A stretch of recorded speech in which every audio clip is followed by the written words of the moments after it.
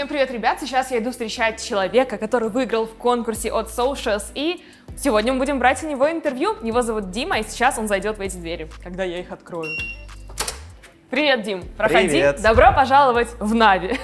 Ну, если быть точнее, то в офис Нави, но тем не менее, здесь у нас очень интересно, я тебе проведу небольшую экскурсию. Супер. Пошли. Итак, мы сейчас находимся в холле офиса Нави. Здесь у нас находится самое главное, наверное, место в нашем здании. Это Hall of Fame. Собственно, все наши кубки, которые когда-либо выигрывали, наши составы по разным дисциплинам, находятся здесь. Ты мечтал побывать в этом месте? Конечно, конечно. Я очень рад, что я выиграл, кстати, конкурс. Там интересная история, позже расскажу. Да, позже об этом поговорим. Если хочешь, можем подойти поближе, Да. для того, чтобы оценить всю красоту. Ну, давай начнем сначала. За какой состав ты вообще болеешь? Counter-Strike. Counter-Strike. Это хорошо. У нас тут есть разные. Ну, на самом деле, самый главный трофей, который здесь есть, наверное, это Aegis, все-таки. Потому что International — это самый крупный турнир на планете, поэтому ты можешь поддержать Aegis. Можем же, да? Меня не уволят? Представь, что ты сказочно богат. Давай сюда. Хорошо, он, видишь, лежит на самом таком мягком месте, чтобы ничего с ним не случилось, но есть риск, что на него кто-то сядет. Counter-Strike, ты говоришь, да? Давай тогда искать кубки по Counter-Strike. Вот это, кажется, это 100% кубок ESL. Это кубок, кстати, Стар-серии.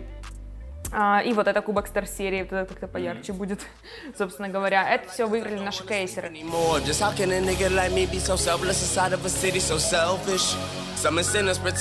Расскажи, когда первый раз начал болеть за Нави, когда вот этот момент пришел? Конкретный момент не помню, но помню, что это было еще во времена Counter-Strike 1.6. То есть вот тогда еще, когда old school состав был в Нави, и тогда вот это все известные моменты Эдварда на Тускане, то есть я вот это все видел своими глазами. А вот конкретный момент, когда у тебя прям взял и начал болеть, такого я сейчас не вспомню. Ну просто тогда еще все ребята играли, я играл, и все ребята смотрели, я решил тоже посмотреть. И вот была такая, плюс ребята наши были, то есть я смотрю, вот, типа, Украина, круто, Да. буду смотреть и болеть. А сам играл, ну, в КС-ку? Много времени провел там? Играю с 6 лет и никакой зависимости. Конечно, нет никакой зависимости. Думал, может быть, про когда-нибудь стать? На самом деле, да, думал, когда на Faceit 10 левел апнул, но потом там либо уже идти в про, либо оставаться любителем. Это было очень трудно на самом деле, но, скажем так, пока что решил на любительском уровне остаться. Ну да, как раз этот шаг самый обычно сложный. Да.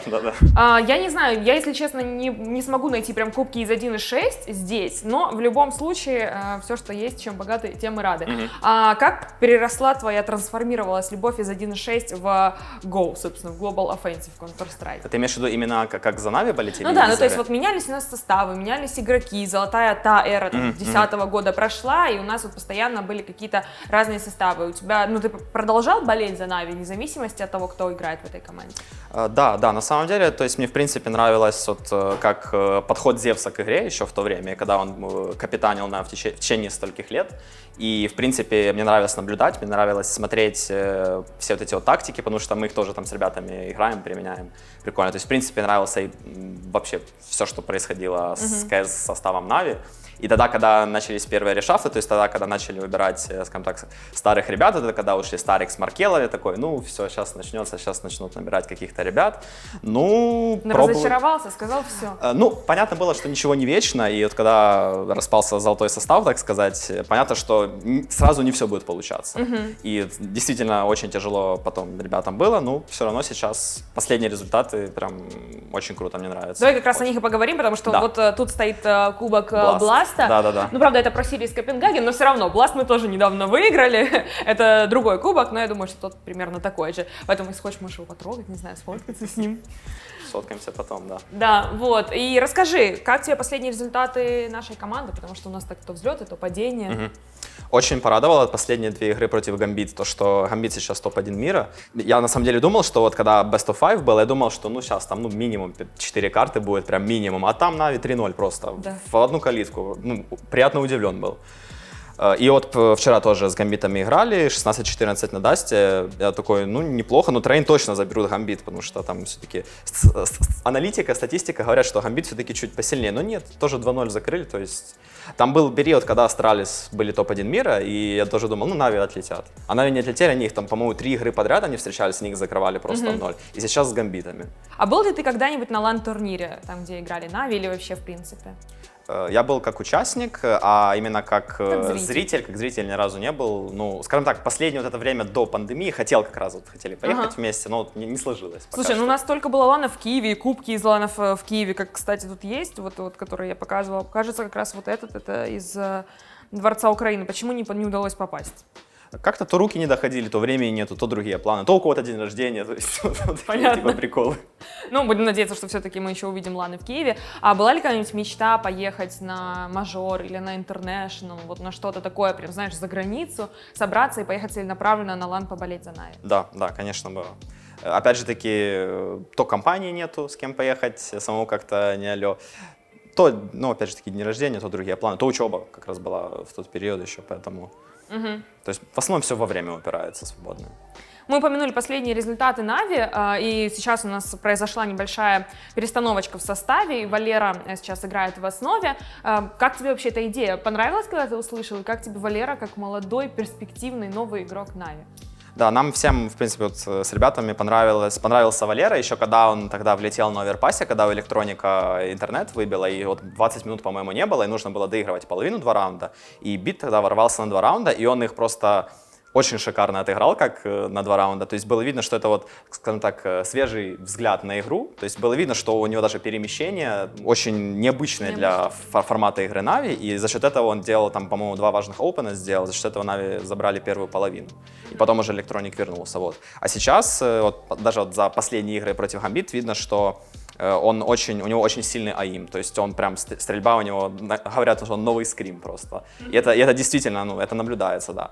По опыту видно, что есть еще ошибки, но ребята его поднатаскают, я уверен. Круто. А ты следишь, потому что Валера все-таки пришел из другого состава Нави, из Нави Junior. Смотришь ли ты за успехами или за матчами вот ребят из других составов, из младших? Из других составов могу только сказать, что, ну, скажем так, слежу за телеграм-каналом, тоже там посты, кто играет, против кого какой там счет, проигрывают, выигрывают. Знаю, что есть Моноси в составе, тоже восходящая звезда, тоже очень, даже смотрел его стримы, смотрел его фишки, которые он показывал, там разные пиксель-бусты, то есть видно, что ему это нравится, и это круто, если когда ты горишь своим делом. И у него это получается, и я уверен, что у него тоже большое будущее. Мы тут плюсуем, мы тоже с этим согласны. Хорошо, пойдем дальше тогда. Да, самое главное, у нас есть сегодня возможность попасть в святую святых офиса Нави. Потому что сегодня, друзья, суббота. И тут никого нет, кроме нас, и мы можем пробраться в кабинет нашего SEO. Я надеюсь, что у нас проблем не будет. О, еще кубок, большой кубок. Чтобы ты заходил из входа и сразу видел, Да. что это у нас. Intel Extreme Masters Counter-Strike, а за какой это год? Здесь, по-моему, 2008-2010. Не, ну тут вот просто, ну, теснение вот всех турниров. Ладно, неважно, идем в кабинет. Так, ну что, святая святых, кабинет SEO. SEO's jokes are always funny. Евген Золотарев. Всегда прав, и всегда его шутки самые смешные. Проходи. Почувствуй себя SEO команды организации Нави. Какое бы первое решение ты бы принял на этом посту? Начать играть в Vertigo. Правильно, весьма своевременно. Ну что, а вон и сам Женя, он всегда на работе, он никогда не спит. Здравствуй. Здравствуйте. Ну все, в общем-то, скромный кабинет, ничего чересчур шикарного, но все самое необходимое. Вот так.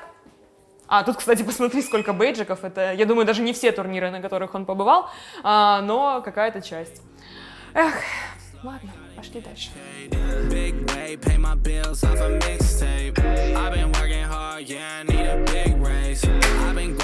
Ну что, добро пожаловать на 12 этаж. Здесь у нас находится всего 2 комнаты, но они очень важны, потому что здесь находится медиа-комната, медиа-отдел, где мы работаем и занимаемся всеми медиа-делами Нави. И здесь тоже еще одна комната, в которую давай пройдем, посмотрим, что находится внутри. Большая часть компов, конечно, находится по кабинетам и у ребят на буткемпе, но символики действительно много. Вот символика. Кстати, вот пудж еще с дотерских времен остался. В общем-то, здесь у нас сидят часто менеджеры команд работают, и мы там всякие собрания здесь тоже проводим. Давай пройдем в следующую комнату. Сегодня у нас необычное интервью. Мы частенько здесь, в этой комнате, берем интервью у игроков, но сегодня в этом кресле сидит фанат. Его зовут Дима, и мы с ним пообщаемся о том, как он оказался здесь. Привет, Дим. Привет. Расскажи, пожалуйста, нашим зрителям, кто ты, откуда ты, как ты оказался в этом кресле? Меня зовут Дима, мне 24 года, я сам из Киева, давно болею за Нави, за КС именно состав. Здесь я оказался благодаря Socials, потому что когда-то, где-то полгода назад или 8 месяцев, было анонсировано, что выйдет фан-токен Нави. Я решил, что можно будет чуть-чуть там, скажем так, инвестировать, и там будут всякие разные прикольные опросы, поучаствовать, посмотреть, в принципе, что это такое. И вот последний из опросов это был, собственно, у кого ты, скажем так, будут брать интервью фанатов, и кого бы ты хотел, чтобы у тебя взял интервью. Вот, победила Тоня. Я не знал, как будут происходить, вот как будут решать, потому что, по сути, фанатов там много, и из разных стран даже. И потом, значит, приходит пару дней назад письмо на e-mail, что вы участвуете в конкурсе, и если вы первый, кто ответит на это письмо, напишите свой телеграм и номер телефона, то мы вас пригласим. И я смотрю, оно прилетело в папку спам, и оно прилетело час назад. Я такой думаю, ну все, там уже, короче, все потеряно. Ну, отвечаю. Еще через полчаса приходит, поздравляю, вы победили, и с вами свяжутся в ближайшее время. Я такой... Круто, круто. Мне, кстати, приходили в директ сообщения о том, что, блин, я не успела ответить на e-mail. Я сначала не сразу... Это был я, но потом удалил. А, это ты был? Да, потом, когда мне пришло, короче, письмо, я такой, все, отмена, я прошел.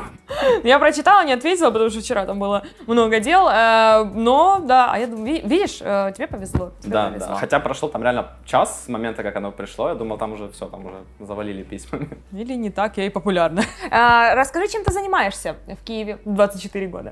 Я программист, занимаюсь разработкой игр, поэтому на КС смотрю иногда еще с точки зрения, как Valve могут сделать лучше, но не делают. Опа, с этого места поподробнее. Вот расскажи, что бы ты изменил в Counter-Strike? Самое последнее, что было тоже очень случай такой громкий, это выстрел Симпла с подсадки на оверпассе, который не засчитала.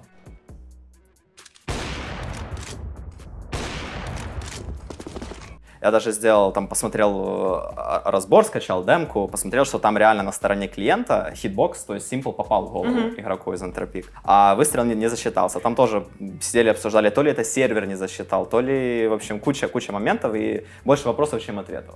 А прикол в том, что на демке не отображаются хитбоксы с сервера, и, скажем так, мы никогда не сможем узнать как засчитал это сервер. Как же это фиксить? Таких же моментов в игре их много, да, этих да, дыр. Их много. Переместиться на Source 2 движок, то есть там Valve уже давно обещают, то есть, скорее всего, там будет все получше, ну а сейчас просто, ну, говорят, что это, скорее всего, вот 128 тикрейт сервер, и вот, возможно, там микросекунда, в которую просто сервер пропустил этот пакет, но это шанс 1 на миллион, и могло такое произойти. То есть, скажем так, виноватый сервер, ну, больше, конечно, игра виновата, то есть тут... А какими разработками ты занимаешься? В каких играх ты работаешь? Конкретно сейчас я делаю мобильные игры, то есть для iOS, Android, а больше, скажем так, опыта у меня в виртуальной дополненной реальности. О, расскажи про мобильные игры, потому что они захватывают мир. И у нас, если ты знаешь, есть несколько составов по мобильным играм. Это Brawl Stars, это PUBG Mobile. И следишь ли ты за какими-то этими играми? Какие сам играешь на телефоне? Именно за этими не слежу. Сам играю в две мобильные игрушки, которые конкретно подсел прям.